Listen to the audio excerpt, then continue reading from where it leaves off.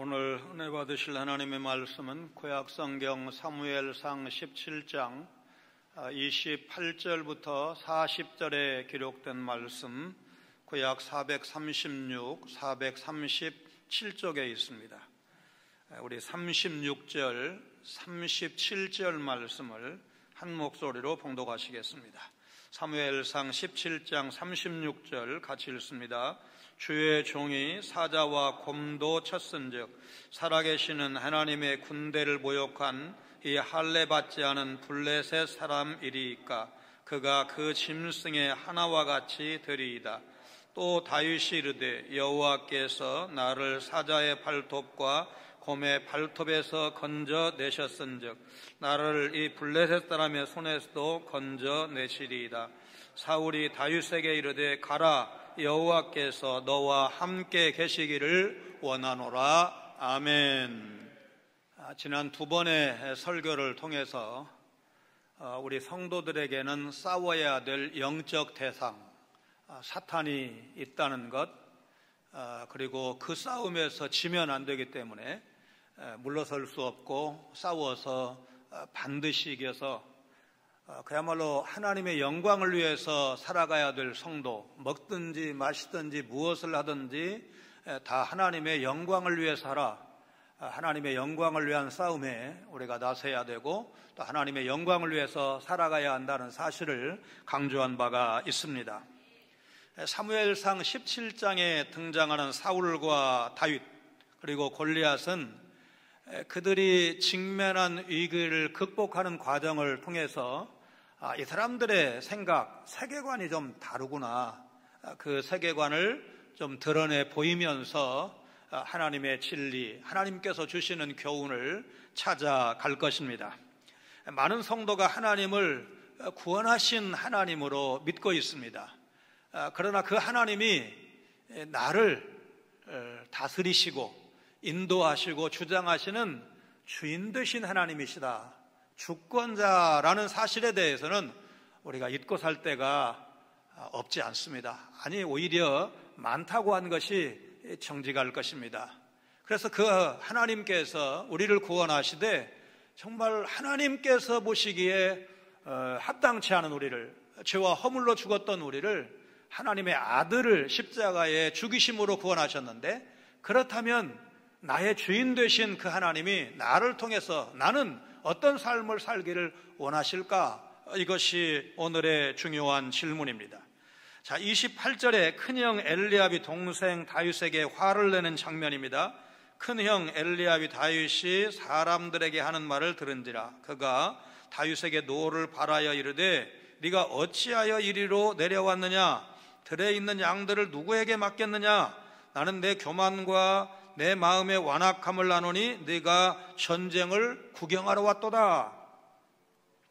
엘리압은 멀리서부터 볶은 곡식과 떡을 가지고 찾아온 동생을 보고 반가워하고 걱정하기는커녕 화부터 냅니다. 26절에 다윗이 이스라엘 사람들에게 한 말을 들었기 때문일 것입니다. 엘리압은 먼저 양들을 어떻게 하고 왔느냐고 동생을 다그칩니다. 20절에서 이미 우리가 살펴본 바와 같이 방치어두고 내방치고 온 것은 아니었습니다. 양을 치는 자들에게 맡기고 왔습니다. 사실은 엘리압이 다윗에게 화를 낸 것은 동생이 양을 돌보지 않고 왔기 때문에 화를 낸 것이 아니었습니다. 엘리압 자신을 포함해서 사울과 모든 이스라엘 백성은 연일 계속되는 골리앗의 위협과 모욕을 듣고도 아무 대책 없이 패배감에 빠져 있었습니다. 그런데 그때 다윗은 하나님의 군대를 모욕한 골리앗에 대한 단호한 태도를 보여주었습니다. 패배감에 빠져있던 엘리압은 다윗의 발언을 교만한 태도에서 비롯되었다고 간주했습니다. 사울왕이나 모든 이스라엘 군사들도 어쩔 수 없어서 가만히 있는 건데 어린 네가 왜 나서 상황도 분별치 못하고 지금 핀잔을 주고 있는 것입니다. 다른 이스라엘 백성과 마찬가지로 인간적 관점으로 사태를 바라본 엘리압은 하나님의 관점으로 상황을 진단하는 다윗을 시기하고 화를 낸 것입니다. 그래서 60리도 넘는 먼 길을 달려온 동생에게 너는 완악한 녀석이야, 그렇게 비난을 한 것입니다. 사무엘상 16장 7절로 돌아가서 사무엘이 이새의 아들 가운데 한 사람을 골라서 기름을 부어야 하는데 하나님께서 왜 인물 출중한 장남 엘리압을 버렸다고 하셨는지 그 이유를 오늘 본문에서 그랬구나 짐작할 수가 있게 해주는 대목입니다. 자, 29절에 다윗이 형에게 뭐라고 대답을 합니까? 다윗은 형 엘리압의 반응에 아주 의연하게 대답을 합니다. 큰 전쟁을 앞두고 쓸데없이 자기 형과 싸워서 진을 뺄 이유가 없었던 것입니다. 다윗이 이르되 내가 무엇을 하였나이까? 어찌 이유가 없으리까 하고, 어찌 이유가 없으리까 라는 말은 그것은 한마디 말이지 않습니까? 그런 뜻인데 이 말을 더 쉽게 풀이하면 형님 내가 뭐 했습니까? 제가 한마디 말밖에 더 했습니까? 그런 뜻입니다. 온 집안과 백성을 구원하는 한 사람이 되려면 싸움의 대상을 바로 알아야 합니다. 엘리압은 동생 다윗과는 싸우면서 대적 골리앗과는 싸우지 못했습니다. 그런데 어린 다윗은 가족 누구와도 싸우지 않고 대적 골리앗하고만 싸웠습니다. 지금 내 싸움의 대상이 누구일까요? 싸움의 대상을 바로 분별할 수 있는 분별력, 영적인 안목을 허락해 주시기를 하나님께 구하셔야 됩니다. 왜냐하면 우리 편끼리 싸우면 누가 좋아하겠어요? 우리가 교회가 성도들이 싸우는 모습을 볼 때 하나님께서 미소 지을까? 사단이 미소 지을까? 여러분 늘 이런 질문이 우리에게 필요한 줄로 믿습니다. 30절은 다윗과 백성의 반복된 대화입니다. 돌아서서 다른 사람을 향하여 전과 같이 말하며 백성이 전과 같이 대답하니라. 다윗이 돌아서서 다른 사람에게 전과 같이 말한 것은 26절에서 말한 것의 반복이었을 것이고, 백성이 전과 같이 대답했다는 말 역시 27절에서 말한 것과 같이 대답한 걸 의미하는 것입니다. 27절에 이러이러하게 애매한 표현 같지만 그 구체적 내용은 25절에 이미 기록되어 있습니다. 자, 31절 32절을 보니까 사울이 다윗을 부릅니다. 소문을 들은 것입니다. 어떤 사람이 다윗이 한 말을 듣고 그것을 사울에게 전하였으므로 사울이 다윗을 부른지라. 다윗이 사울에게 말하되 그로 말미암아 사람이 낙담하지 말 것이라. 주의 종이 가서 저 블레셋 사람과 싸우리이다 하니, 하나님의 언약 백성의 관점에서 골리앗을 두려워하지 않았던 다윗의 말은 사울왕의 궤까지 들어갔고, 사울은 여호와 신앙으로 용맹스러움을 보여준 다윗을 부르게 됩니다. 다윗은 사울왕에게 그 골리앗으로 말미암아 낙담하지 마소서, 오히려 왕을 위로하고 자기가 골리앗을 상대하겠다고 당돌하게 나섭니다. 상식적으로 왕은 어른입니다. 요나단과 다윗이 친구를 맺은 걸 보면 거의 부자지간 정도 나이 차이가 나는데, 어른이 소년 목동 다윗을 위로하지 않고 오히려 어린 목동이 왕을 위로하는 다소 이상한 장면이 벌어졌습니다. 어른이 젊은 사람을, 상급자가 하급자를 위로하는 것이 보통입니다. 그러나 살다 보면 꼭 그렇지도 않다는 것을 우리가 경험을 합니다. 젊어도 고생 많이 한 사람은 갑자기 큰 환난을 만나 어른 위로할 수 있습니다. 어르신 힘내세요. 저도 죽을 고비 넘겨보니까 그렇지 않다는 걸 알게 되었습니다. 이렇게 말할 수 있는 거 아니겠습니까? 교회의 어른들, 중직자라고 하는 분들이 초신자를 위로하고 격려하는 일이 보통입니다. 그러나 또 그렇지도 않다는 것도 우리가 알고 있습니다. 정적주의라는 말은 사람의 수고나 헌신이 전능하신 하나님을 방해하기에 아무것도 하지 않는 것이 낫다는 사상입니다. 그러나 이것은 잘못된 생각입니다. 하나님은 우리와 언약을 맺으시고 우리와 함께 일하기를 기뻐하시는 분이라는 사실을 외면한 것입니다. 우리를 불러서 동역하기를 기뻐하시는 하나님의 뜻에 반하는 완악함이고, 하나님의 계획을 따라가지 않는 교만입니다. 나는 너무나 연약합니다. 나는 시간이 없습니다. 여러분, 이런 핑계로 하나님의 나라를 위해서, 복음을 위해서 꼭 필요한 수고를 피하고 있지 않습니까? 성도는 하나님 앞에 설 날을 생각하면서 하나님 앞에 섰을 때 착하고 충성된 종이라고 칭찬 들어야지, 그 순간을 생각하면서 우리에게 주어진 시간과 재능, 물질을 다해서, 최선을 다해서 충성을 다해야 됩니다. 성도가 하나님을 주님으로 모셨다면 그 주인의 뜻을 받들어가면서 사는 것이 마땅합니다. 엘리압은 동생에게 전쟁을 구경하러 왔느냐 교만하고 완악하다고 비난을 했지만 다윗은 아버지 심부름 온 것입니다. 그리고 결과적으로는 골리앗 잡으러 온 것입니다. 며칠 전에 뉴스를 보려고 텔레비전을 켰다가 동물의 세계를 봤습니다. 아프리카 들개 15마리가 자기보다 덩치가 몇 배나 큰 멧돼지 사냥에 성공하는 장면을 봤습니다. 사자가 자기보다 몇 배나 큰 동물 사냥에 성공한 것은 자주 봤지만 들개가 상당히 저돌적인 멧돼지 사냥에 성공하는 장면은 처음 본 것 같습니다.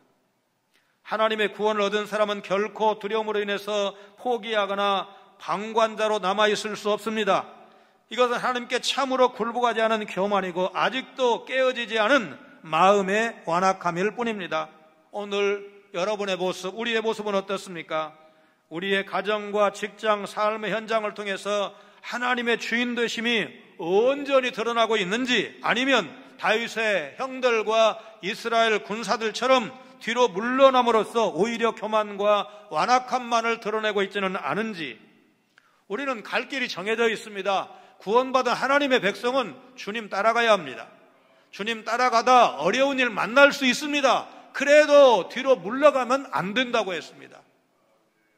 영적인 싸움, 이 사단과의 영적인 한판 승부는 절대로 물러서면 안 된다는 것. 싸우면 이길 수 있는데 싸우지 않으면 반드시 지는 겁니다.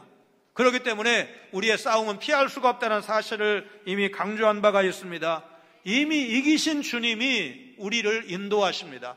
우리와 함께 하십니다. 그래서 우리는 주님을 끝까지 따라가기만 하면 이긴다, 이길 수 있다, 여러분 믿으시기를 바랍니다. 33절로 35절, 사울이 골리앗과 싸우러 나가겠다고 하는 소년 다윗에게 어서 나가봐, 그렇게 말할 수는 없었겠죠. 그래서 만류합니다. 사울이 다윗에게 이르되 네가 가서 저 블레셋 사람과 싸울 수 없으리니 너는 소년이요 그는 어려서부터 용사임이니라.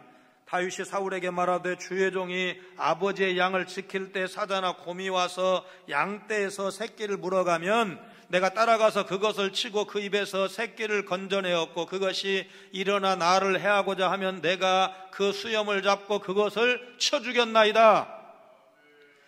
다윗이 골리앗과 싸우겠다고 나서자 사울은 다윗을 소년 취급하면서 블레셋 장수 골리앗과 싸우는 것은 안 된다고 말합니다. 이스라엘은 민수기 1장 3절에 의하면 20세 이상의 남자가 징병의 대상이었기 때문에 사울이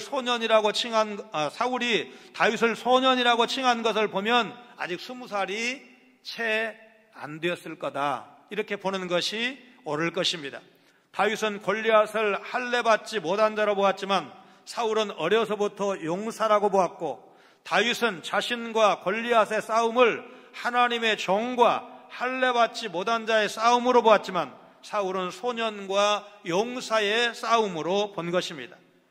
우리는 이 장면을 통해서 신본주의자의 전형과 인본주의자의 전형을 보고 있습니다.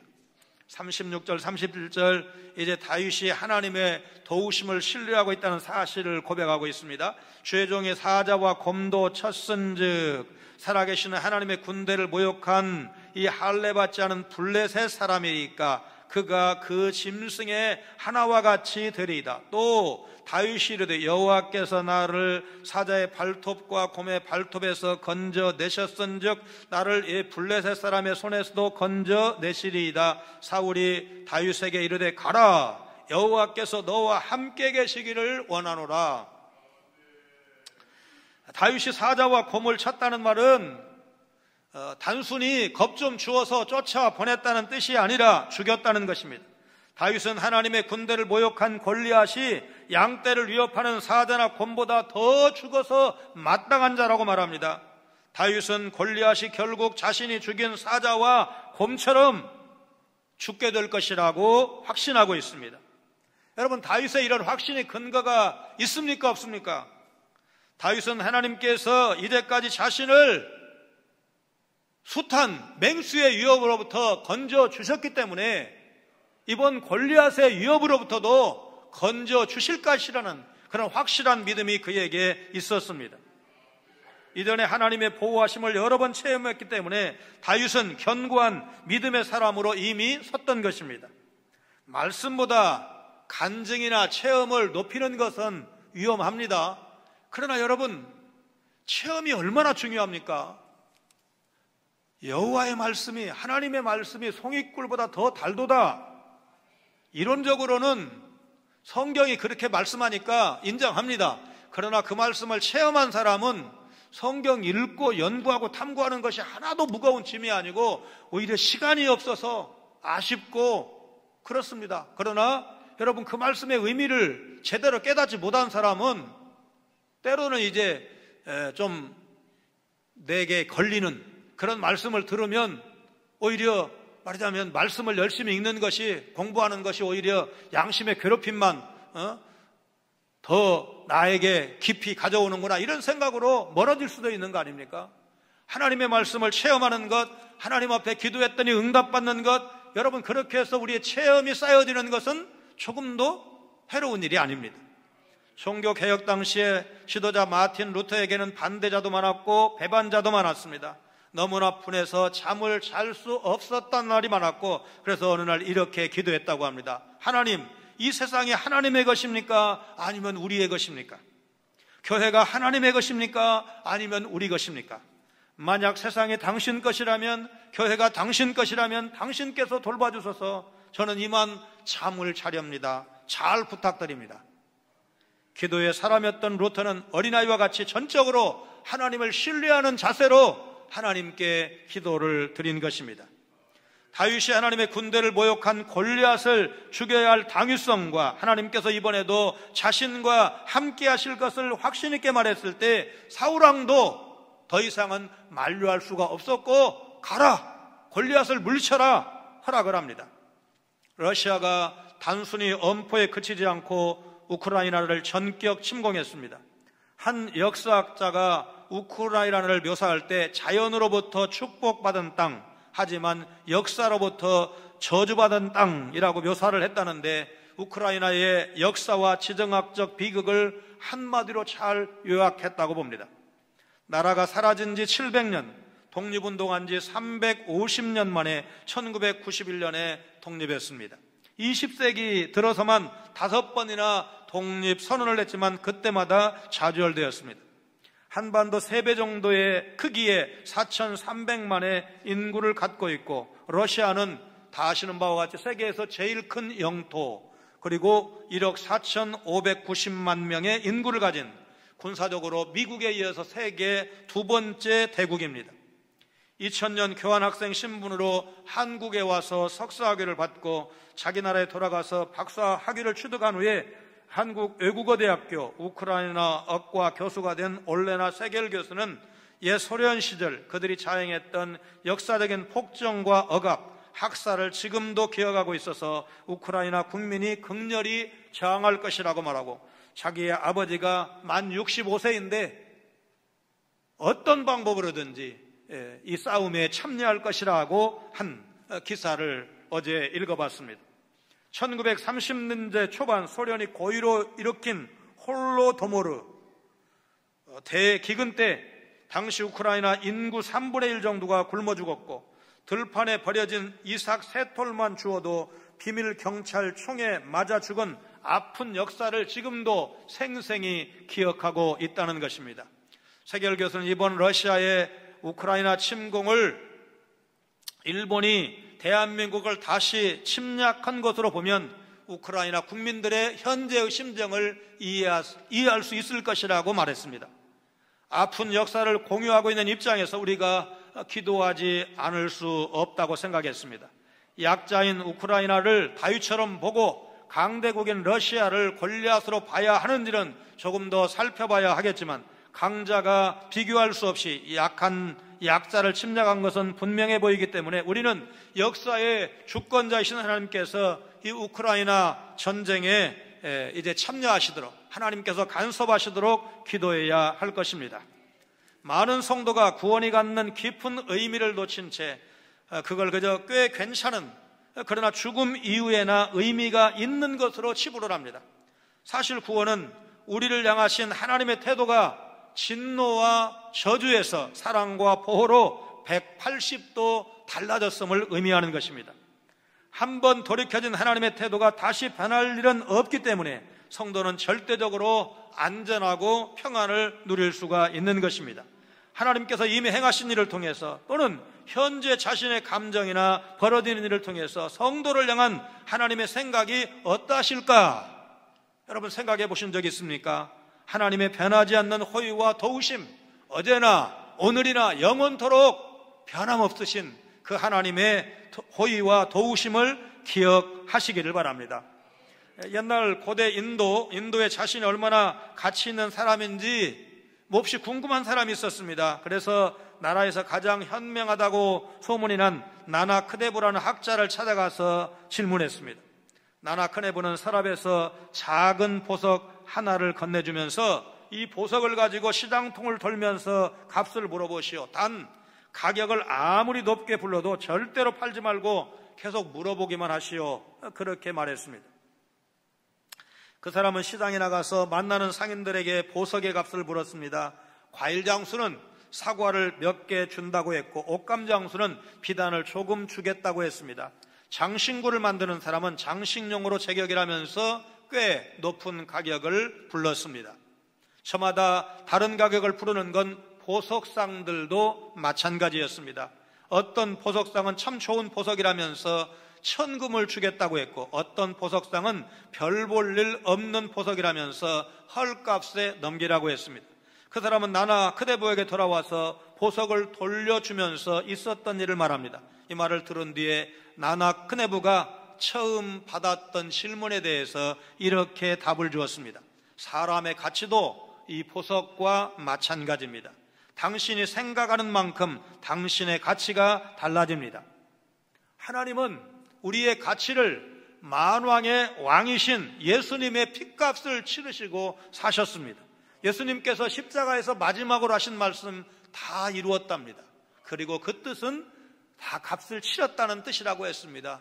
여러분과 제가 마땅히 치러야 될 죄의 값을 하나님의 아들이신 예수님이 십자가에서 대신 치르시고 사신 존재가 바로 여러분이고 저라는 말입니다. 얼마나 하나님께서 여러분과 저를 귀하게 여길 것인지를 우리는 기억하면서 살아가야 합니다. 죄인인 우리를 구원하셔서 가장 귀한 존재로 세우신 하나님, 그래서 우리는 하나님의 자녀가 되었는데, 그래서 우리는 주여 제가 존귀한 하나님의 자녀라는 사실을 어떤 상황에서도 잊지 않게 하여 주옵소서. 남의 흔들려서 열등의식을 갖지 말고 주님 안에 있는 나를 생각하면서 당당하게 살아가는 믿음의 사람 되게 하여 주옵소서. 믿음의 사람으로 살게 하여 주옵소서. 그렇게 기도하시고 그런 삶을 사시는 여러분 되시기를 바랍니다. 살아가면서 주님의 뜻을 따라 물러서지 않는 것, 말처럼 쉽지 않습니다. 때로 소중한 것을 포기하게 만들 수도 있습니다. 때로는 위험에 처할 수도 있습니다. 다윗은 골리앗과 싸움을 앞에 두고 하나님의 보호하심을 고백했습니다. 사자와 곰의 입에서 자신을 건지신 하나님이 이번에는 골리앗의 그 모든 이스라엘 백성이 다 두려웠던 그 골리앗으로부터 건져 주실 것이라는 확신을 갖고 있었습니다. 하나님을 주인으로 모시고 사는 것은 하나님의 구원의 은혜를 믿는 것이고 그것을 아는 것입니다. 그 은혜는 결코 빠져나올 수 없던 암흑에서 우리를 건지신 것입니다. 가장 불가능한 상황으로부터 우리를 구원하신 것입니다. 그렇다면 하나님이 다른 위험이나 환난에는 무능력하실 수가 있겠는가?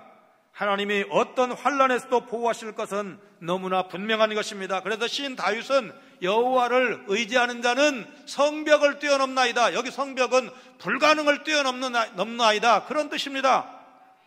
여호와를 의지하는 자는 불가능을 가능케 할 수 있다는 고백입니다. 38절 39절은 우리가 이미 살펴본 바와 같이 사울의 체격이 유난히 컸고 자신이 입었던 군복과 모기를 소년 다윗에게 주는데 과연 그게 다윗의 몸에 맞을까? 이에 사울이 자기 군복을 다윗에게 입히고 노투구를 그의 머리에 씌우고 또 그에게 갑옷을 입히매 다윗이 칼을 군복 위에 차고는 익숙하지 못함으로 시험적으로 걸어보다가 사울에게 말하되 익숙하지 못하니 이것을 입고 가지 못하겠나이다 하고 곧 벗고.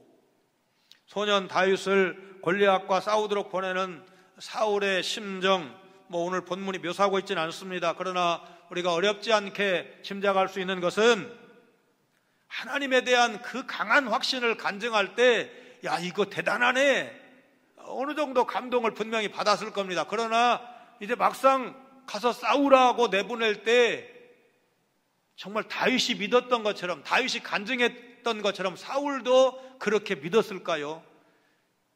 이 어린 소년이, 섬톨이 보송보송한 이 어린 것이 가서 정말 기죽지 않고 골리앗을 잡을 수가 있을까? 아마도 어른 입장에서 그런 생각도 했을 것입니다.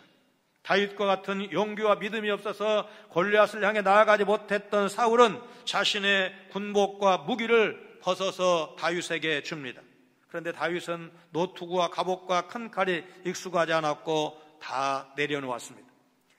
다윗에게 사울의 군복과 장비가 커서 내려놓았다는 그런 묘사는 없지만 익숙하지 않고 불편했다는 말로 보아서 이제 사울의 키가 모든 이스라엘 사람보다 어깨 위에 있다고 했으니까 아마 맞지도 않았을 거야. 왜냐하면 다윗이 10대 소년이었으면 조금 더 크고 나중에 용사니까 다윗도 정치가 작았다고 할 수는 없겠지만 사울이 워낙 키가 컸기 때문에 안 맞았을 것이다. 어렵지 않게 우리가 추측할 수가 있습니다. 앞서 우리가 골리앗의 무장 상태를 묘사한 걸 살펴본 적이 있는데 KBS 걸어서 세계 속으로라는 그 프로그램에 보니까 한 번은 코사크족 용사의 복장을 이제 한국 이제 PD가 말하자면 입어보는데 너무나 무거워서 움직일 수 없을 정도만큼 되는데 이게 몇 킬로나 되냐고 물으니까 40킬로랍니다. 그러면 물론 3000년 전은 아니에요. 그냥 몇백 년 전 그 용사들이 입었던 건데 그럼 골리앗의 체격을 감안하면 57킬로 정도의 갑옷을 입었다 그러면 여기 그보다 체격이 작은 사람들이 40킬로짜리 입었다고 하는 거 보면 아마도 이게 좀 허무맹랑하지는 않다. 아마 개연성이 있다. 이제 그런 생각을 한 적이 있습니다. 40절에 이제 다윗이 골리앗에게 나갑니다. 손에 막대기를 가지고 시내에서 매끄러운 돌 5을 골라서 자기 목좌의 제구 곧 주머니에 넣고 손에 물매를 가지고 블레셋 사람에게로 나아가니라. 주머니에 매끄러운 돌 5개를 넣고 막대기와 물매를 가지고 골리앗에게 나아갔다. 계속 골리앗이라는 이름 대신에 블레셋 사람이라고 묘사한 이유가 무엇이겠습니까? 할례 받지 않은 사람 이름을 안 부르고 싶었던 거예요. 좀 우리식으로 표현하면 이거 쌍놈이고 입에 올리는 것도 나 더럽다. 그래서 돌려서 표현을 했을 것입니다. 다윗은 막대기는 양떼를 이어오는 맹수를 추기 위한 것이었고 물매는 돌을 던지는 끈으로 투석끈이라고 불리기도 했습니다. 고대 근동에서 물매는 동물을 사냥하는 도구로 사용되었을 뿐만 아니라 사사기 20장 16절에 이스라엘이 베냐민 지파와 싸운 일이 있잖아요. 그때 보니까 이제 전쟁 무기로도 아주 유용하게 사용한 것을 우리가 알 수가 있습니다. 세계적인 전도자요 설교자인 D.L. 무디의 과거는 너무나 초라했습니다. 초등학교 졸업이 학력의 전부였고 친구들로부터 놀림을 받기도 했습니다. 너처럼 희망 없는 사람이 또 있을까? 네가 우리 친구라는 것이 부끄럽다. 요즘 말로 왕따를 당한 것입니다. 교회에서도 주목받지 못했습니다. 성경 말씀도 제대로 찾지 못해서 망신을 당했고 그래서 교회 출석을 쉰 적도 있다고 했습니다. 교회 학교 생활에도 제대로 적응하지 못한 것입니다. 신학을 공부하기 위해 성경학교를 찾았다가 입학을 거절당하기도 했습니다. 신앙교육이 미흡해서 학교 생활을 감당할 준비가 되어 있지 않다는 것이 이유였습니다. 그런데 무디는 자기 삶을 부끄러워하거나 열등의식에 사로잡히지 않았습니다. 누가 흉을 봐도 당당하게 자신의 약점을 시인했습니다. 빛이신 예수님을 알았기 때문입니다. 그는 예수님과 동행하며 살았습니다. 예수님의 빛으로 사는 삶이었기에 그는 어떤 허물과 약점도 문제 삼지 않았습니다. 하나님은 이런 무디를 들어서 시대의 인물로 귀하게 쓰셨습니다. 결국 그는 19세기 미국을 변화시킨 위대한 전도자라는 별명을 얻게 되었습니다. 많은 경우에 조금만 어려운 일이 생겨도 주여 우리 어떻게 합니까? 왜 우리를 홀로 내버려 두십니까? 탄식을 하죠. 그러나 우리와 함께 하시는 성령님을 모르기 때문이 아닐까? 부활하시고 승천하신 예수님은 하나님 보좌 우편에 계시지만 그분이 성령으로 지금 우리 믿는 사람에게 오셨다는 사실, 요한복음 14장 16절로 17절 말씀을 우리 같이 읽습니다. 내가 아버지께 구하겠으니 그가 또 다른 보혜사를 너희에게 주사 영원토록 너희와 함께 있게 하리니 그는 진리의 영이라 세상은 능히 그를 받지 못하나니 이는 그를 보지도 못하고 알지도 못함이라. 그러나 너희는 그를 아나니 그는 너희와 함께 거하시며 또 너희 속에 계시겠음이라. 예수님은 내주하시는 성령님을 통해 제자들과 함께 하시고 오늘 여러분과 제 안에도 계십니다. 예수님 모시고 살면 성령님과 함께하는 것이고 성령님 모시고 살면 그분이 어디를 가든지 우리와 함께 하신다는 사실, 그래서 우리는 담대함으로 살 수가 있는 것입니다. 교회가 세속화되면 세상의 가치가 교회 안에서도 그대로 중요시 여기게 됩니다. 재력이나 인맥이나 직업 등이 사람을 판단하는 중요한 요소가 되고 맙니다. 그러나 세상이 바라거나 사모하는 좋은 것이 교회 안에 없을지라도 성령의 일하심과 성령이 주시는 은사로 인해서 얼마든지 가치 있는 일을 이루는 것이 바로 교회고, 지금까지 교회가 그렇게 해왔고 앞으로도 그 사실은 변할 수 없다는 것, 성령이 우리 속에 계시고 성령께서 주시는 좋은 것으로 앞으로도 교회는 얼마든지 복음을 꽃 피울 수 있다는 사실을 여러분 믿으시기를 바랍니다. 우리가 다른 성도를 판단하는 기준이 무엇입니까? 세상적인 기준을 보지 않고 그 안에 성령께서 내주하시고 만들어 가시는 영적 자질을 살피고 있습니까? 교회는 은과 금이 아닌 예수님의 이름을 가진 사람이 모인 공동체입니다. 세상은 너무나 험하고 우리는 연약한데 어떻게 하나님의 뜻을 이루어드릴 수가 있을까? 돈도 없고 지위도 별로 없고 권력도 별로 없는데 이 험난한 세상에서 주님의 뜻을 이루어드리면서 사는 것이 가능할까? 그런데 다윗은 골리앗이 입은 갑옷을 자신에게도 입혀주려는 사울왕의 제안을 거절하고 자기에게 익숙한 목자의 평상시 모습 그대로 전장에 나아갔습니다.